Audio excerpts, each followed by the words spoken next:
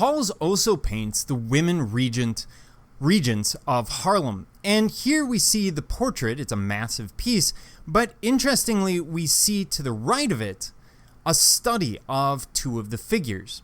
So kind of interesting. It gives us some insight into what he's doing and how he is doing studies of these pieces, even though there may not be a preparatory sketch, on the canvas itself. Now, this is a group portrait of Calvinist women taking part in charity work. Dutch women at the time were responsible for the welfare and orderly operation of the home. But educated women of prominence would become regents of hospitals, orphanages, old age homes, and houses of correction.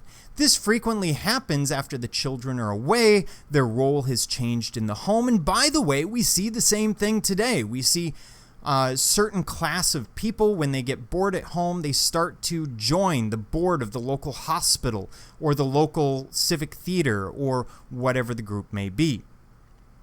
Now, their quiet demeanor reflects the humility of Calvinist women.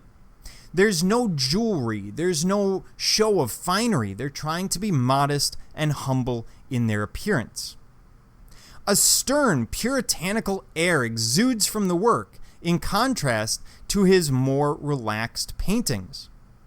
The individual women engage the viewer with looks ranging from sour disinterest to kind charity, and here I've kind of played out what they might be thinking or who they might be, but we get a sense of personality, who they are.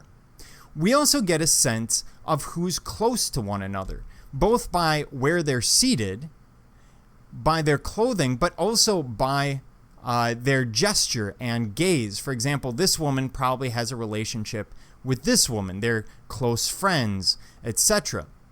These two seem to be friends based on gesture. You notice how close their hands are.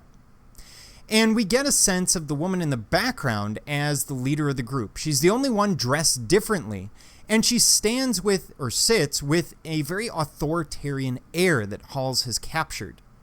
You'll notice the background is muted, and the painting is just a basic landscape, giving us a sense of maybe where they are.